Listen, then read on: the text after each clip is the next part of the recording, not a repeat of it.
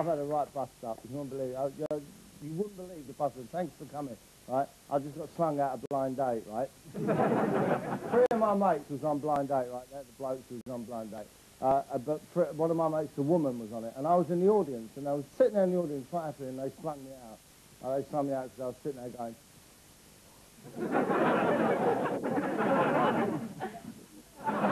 So I've just been, Paul Newman, you remember Paul Newman, the actor? I've just seen him. I went to visit my mum in the old people's home, and he's there now. Fantastic. Oh, you know, I'm a big fan of, I do believe that a man, I don't think as we come to the end of the 20th century, that a man should be embarrassed about wanting to smell nice. That's all right. So whenever I have a shower, I get myself done, I have a little bit of one of them big, you know, those long things that you have in the shower? That you rub all over yourself, anyway. And then I always spray myself with some nice parfum de toilette. But this one I've started wearing, but whenever you go, women come up to me and go, hey, fatso, hey! Hey! So I don't wear it anymore, no, that's the stuff, what's it, Gia. Oh, look at this, I don't think this is going to catch on, to be quite honest. I really don't. Life-size models, they've started making a Jeanette Cranky, look. I've got this stuff. Oh, man, is it fantastic, or is it absolutely fantastic? I've got, in my house, I've got a big garden, as you probably know, and what I've got a lot of tomatoes, awful lot of tomatoes, a lot of cabbages, a lot of potatoes, a lot of cucumbers. And sometimes I go out there in the morning and it's a cacophony. All you can hear is... because it's cold, the frost gets on them. But what I do now is I use this, which is absolutely perfect. Vegetable cough remover. Now, you can't beat that, basically, ladies and gentlemen. I've got this. This is what happens if people come around my house. My friends come around. I've got a lot of friends. A lot of them in the world of entertainment, some of the world of sport. Sally Gunn was around the other day. Jumping over the sofa and that, and she hurt her leg and take her off. I tend to give them that. Very refreshing drink. It's grape juice, red grape juice. That's lovely. It's just worth thinking about. If any Welsh people come round, obviously, just bung them a glass of that, they won't know. Sour grapes.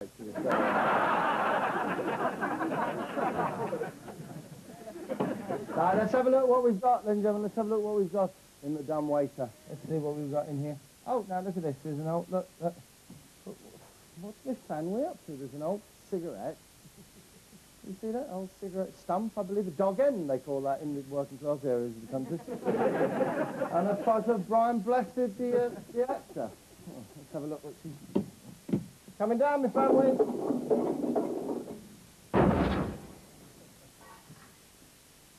Yeah, that's very funny, Miss. Look at that, little bit of smoked ham there. Ha ha ha ha ha ha! Very funny in a Welsh sort of way. As it happens, I'll tell you this, right? I'll tell you this. Where's that chair gone?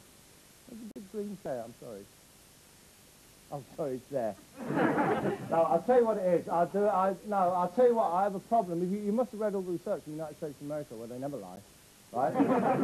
The more good-looking you are, the more handsome you are, the less peripheral vision you've got. Absolutely true. There is a direct correlation, they reckon, between your ability to see there and your ugliness. So if you're looking now forward and you put your hand there and you can see it, you're ugly. But if you can't, it's blinkered like that, it means you're good looking. Something to do with the genes, chromosomes, hormones, vitamins, that kind of thing. As I am, very lucky to find me here, because normally this time of night I'd be out and about. He's joining a bit of a tragic day, I'm sorry. My Uncle Nico's died and funeral today. I'm just waiting for the rest of the family, most of the mourners to turn up. You know, I'm tall, right? I'm about 6'6", used to play for professional basketball for the LA Lakers. But my Uncle Nico, right, he was the tallest man you ever met. Big, tall man, very skinny man. And as I say, it's his funeral today, we're waiting here, coughing here, he's been lying on his face here. As soon as the family come, we're going to be with me and about 14 other lads. 28, 14 each time, we're going to be pallbearers, pack him along and bury him, basically. Just trying to find a big enough hole. I was going to, ladies and gentlemen, that was quite an embarrassing moment. I was going to show some a film that I made, but my television's not here. Stop! Until I read the article, I didn't realise absolutely true. Handsome people, no peripheral vision. This is a film I made. As you know, I make a lot of films, I make a lot of TV programs. I was approached by the people who are in charge of the education of the young people of this country. They said we wanted to make a public education film. Because it's not like it used to be when we were kids, when you could go out, you could do anything, you could play in the park, you could run around on the road. These days it's much, much more dangerous world for children. They said, can you make a film for children who might find themselves in this particular situation, maybe in the inner city? So this is the movie that I made with some friends of mine from the United States of America. There you go, this is a Barroom Brawling.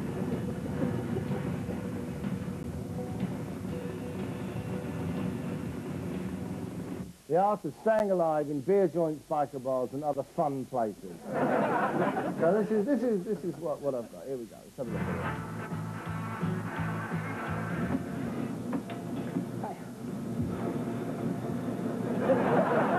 it. I don't think I need to tell you, ladies and gentlemen. I think it pretty much speaks for itself in the grammar of film, baddie. Anytime you see the long shot come in the baddie. Give me a tree frog. I gotta take a piss. You got it, bro.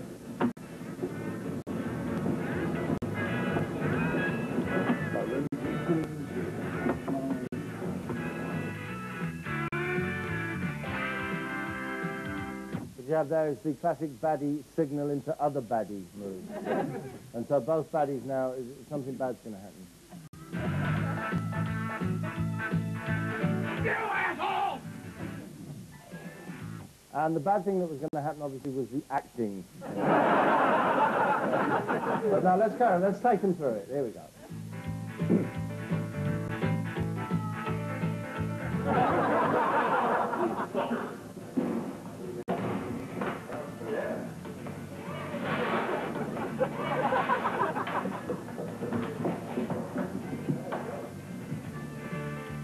So there you go, kids. This is the kind of thing that could happen if you were going to get involved in a bar room. I just want to introduce you to my three friends that helped me make this. Your mates, right? What they call Jim, Tom, Fred, Bill, Nicky, Carmine. My friends have got just daddy cool names. Greetings. I'm Peyton Quinn, Mark Animal McYoung, Mike the Amazing Eagle Hainick. Mike the Amazing Eagle ain't it, by the way. He was called Animal McYoung because he was a bit of an animal. He used to fight. He was called the Amazing Eagle because he used to try and fly off the top. He lived in a nest in a tree. But fine guys, and here they are anyway with the education. The first thing, of course, is the rules of fighting. One of the most fundamental concepts that you need to know to avoid trouble in these kind of places is that of personal physical space. In the animal kingdom, this is called territory. When another animal of the same species enters one animal's territory, there is going to be conflict. Now that's absolutely true. And nowhere is it more true than in this jungle environment here. Now, ladies, you might not understand, but the gentleman will fully understand this. By the way, this is a gentleman's toilet, not a small church. Okay? Here we go. This is the kind of problem you can run into if you're not careful. It's the same in the human world. An insensitivity or an ignorance of Hey, personal don't space sit next to me. is the root of a number of fights and altercations. These guys are so hard, right? Everyone wants to fight them to the point where they couldn't just go out in the street and say, like, who's next? They had to have a little appointment book. It's important to remember that when somebody's interviewing you for punch-out potential, one of the things that he's looking for is... Yes, you see? And you're being interviewed, wear a suit. That's all we're saying. Wear a suit. And can I just say, I don't want to insult you, an 11-year-old boy, but that is the worst picture of a footballer I've ever seen. What we're going to do now is look at the very sign. You're all, of course, fully conversant with Funa Kogi Undo. Funa Kogi Undo. Pushing and pulling. Okay? You push, you pull. It's one of the basic arts of any martial art and of any kind of fighting at all. And you're going to see it here in its purest form. Funa Kogi Undo. Push. And pull. One critical concept you need to understand to make this pulling movement work is that you drop your hips before affecting the pull. How often have you gone wrong there? How often in the car park of the pub have you come round several hours later covered in blood and thought, I didn't drop my hip? I made a bloody fool of myself in front of all my friends, I didn't drop my hip. So watch and hey, learn. Let's see it in action now with a woman. Here's a thug, grab, so she pushes, step push, and there you go.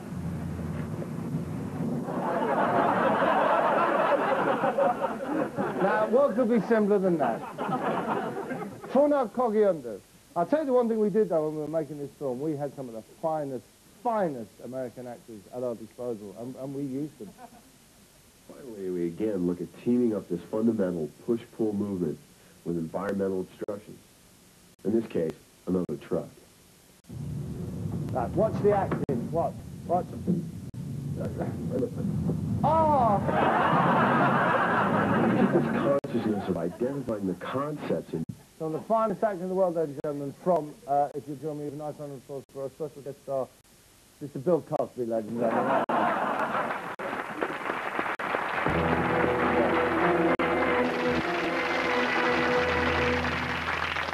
My very good friend, D.M. Thomas, he sent me this book. He wants me to read through it and see if I can make any changes. It's Divine Brown. You may remember Divine Brown. She was involved in an incident, to put it lightly, with Hugh Grant. And he interviewed her and said, I want to write a book about your experience in the car. Was there anything that you remember from what Hugh said to you? And he said he's publishing this book anyway soon. So obviously we'll be reading this. And, I didn't see that sofa. No.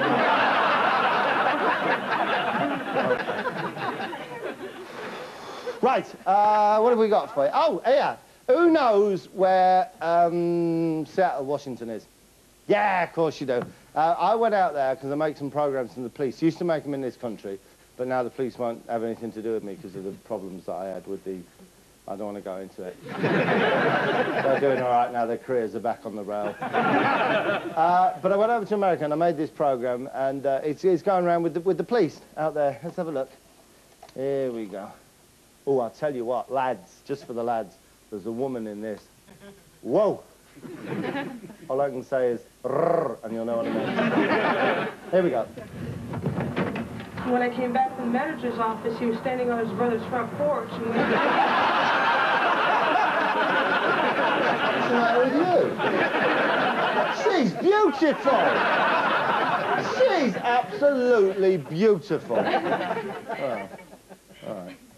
No, it's different tastes, different people. I guess he came up behind me. I didn't see him because I can't see off to the side. You see? Scientific growth. You know nothing, all right? Don't go against science because you'll just wind up looking stupid. Anyway, let's see the bloke. Oh, hang on. I just got to tell you something. Have a look at this bloke. What do you know about him? You know, well, since he's American, he's a child of the 60s, bit of a hippie. You know, he's a type. He's not Chinese, though, is he? He's not Chinese until he starts feeling guilty. Just happened. When I get a bit guilty, I do that a lot. Some people get a bit sweaty. He turns Chinese. Simple as that. As simple as that. Have a look. Make you call us. She was hitting you? Where'd she hit you at? She hit me all my top of my head. Let me see your head. Headache. Let me see your head. It looks okay to me. She been hitting me. I've got a headache right now. But you're hitting me. You're right. Okay. Did you hit her? No, I took her hand off my hair. What the hell's going on, man? Did you steal this, something? Absolute nonsense. Let's have a look. Doesn't mean you're guilty. Okay. It's just one slight problem, though. As I was filming this, I thought, I've seen that guy. I've seen him with his hair cut and with a beard and in a suit. And I'm sure I've seen him around police headquarters. in actual fact. It got a little bit strange then. Which means I have enough probable cause to go ahead and arrest you Then, for Nick, domestic violence, 4th degree. What do you use these for? suddenly, I do the same thing you guys do. handcuffs. What do you use these for? I'll do the same things you guys do. And suddenly this is, oh Christ, this is an undercover cop. The guy's on assignment here in this house doing that, and we've come along, blundered in, and nicked him, and it's kind of really tense. Which is what? Work for Martin Luther King, work for Officer Hobson. Work for Martin Luther King? Yes. And Officer Hobbs? Uh-huh. What's this? I don't work for them. What's Tacoma, what's this badge thing? Police badge. It's his police badge. Looks like you made it up, huh? No, I got given the badge by Officer Hobson. Cardboard, silver paper. Tacoma Police #1 written on it. No, I'm real people. And then it all goes downhill for him from there, look. Huh, so you're a police officer? What do you use this for, my friend? What do you think I use it for? I don't know. I'm ignorant to this stuff. Why don't you tell me? When I want to get high, I get high. So you're saying you put marijuana in here? Excuse me? I didn't put it in there. What you do? A friend of mine put it in there. I don't put it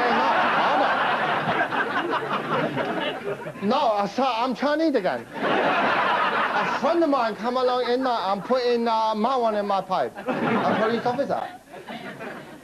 I don't put it in there. Okay, so marijuana goes in here, though? Yes, but it's my pipe. But I use it.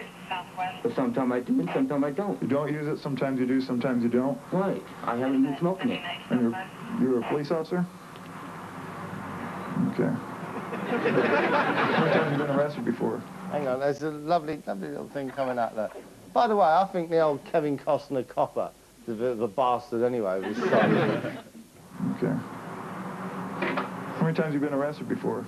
How many times have you been arrested before? If you get asked that question, you're on the horns of a dilemma because you say, right, now what do I say? If I say 26 times, then it's obviously going to, you know, prejudice my chance of a fair hearing, right? If I say not at all, then fine, they might not find out. They might not check the records, but if they do and they find out I've been nicked, then it's going to lead to trouble. I don't know, Christ, how many times have you been... And he decides in the end, best thing to do, honesty, best policy. I will simply tell the truth. How many times have you been arrested?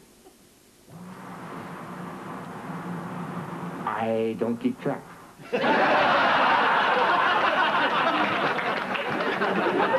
I'm sorry, I haven't a bloody clue. I employ accountants for that kind of thing. I'll tell you what I want to do now, right? This is back to my fighting film. One of the important things, identifying the angle of attack. That's what it says, very clearly. And that's what we're going to do. Because, in fact, if you can see where an attack is coming from, if you're very quick, if you're very smart, if you've been trained, you can get out of the way, okay? In order to step off the attack line, we first need to identify the angle of attack. Straight on. Note that the attack line itself is the same here, whether it's a fist or a fist holding a knife. You must condition yourself to a... Now, I'm telling you, don't you try this, right? This ain't for ordinary punters, right? This guy's a trained martial arts expert, and he's going to attempt to just get himself out of the angle of attack. So watch carefully, you might learn. Immediately perceive this step out of the attack line. Notice how this is done. Pay particular attention to footwork. Watch the footwork, yeah. Here, we're shifting to the inside. Notice the body rotation. There we go. Fantastic. He throws the hook. I'm moving in. My Taisabaki movement, my body shift, is moving my head out of the perfect focus of the blow. Failing to do this means you're not going to get any further with your defense, because here's what's going to happen. No, he's making a good point. If you don't do that, you're going to... And hey, let me tell you something. These guys ain't joking. These guys ain't jerking around here, okay? As they say in America. Because look at him, right? If he hits you, that's like Hector Camacho there. If he hits, man, you're going down. You're going down like this.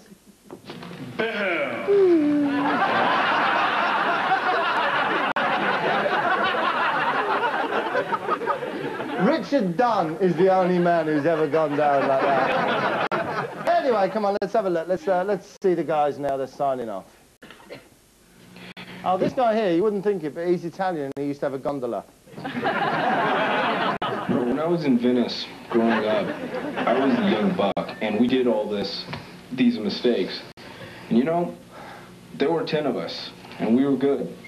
And now there's only 2 of us, and that's 15 years later.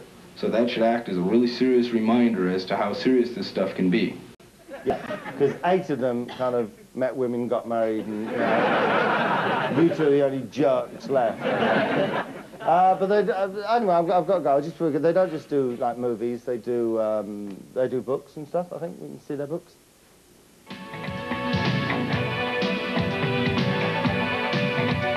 These books by Mark Animal McYoung are available from Paladin.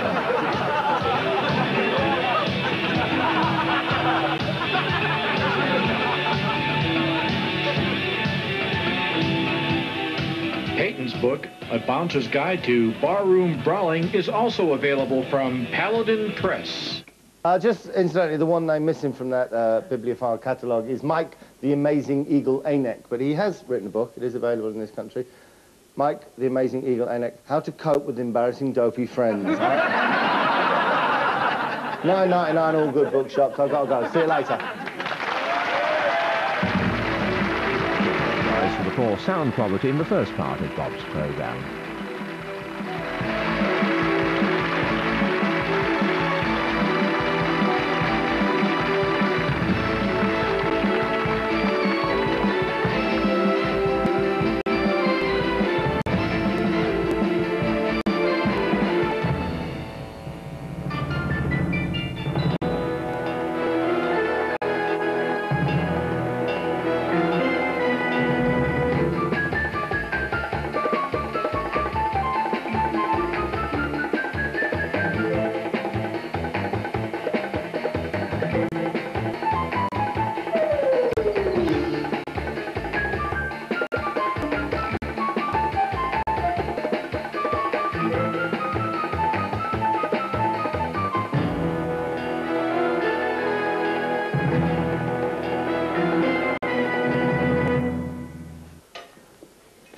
There you go. Well done, guys. Well done, everyone. Fine. Bob, Lovely. Bob. Good show. Hey, what a great show. No, quick word. I don't think it was that great. The audience weren't really there. They weren't laughing. I'm sorry, mate. You're joking. They was fawning about, man. It was, like, fantastic. Come on, they weren't laughing, mate. They weren't laughing. No, they see you're still in bed with my dinner. Very, very funny show. Make a joke.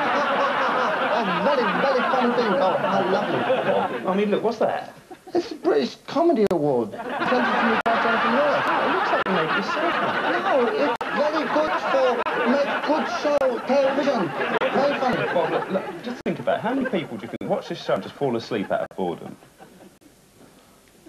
I don't keep track.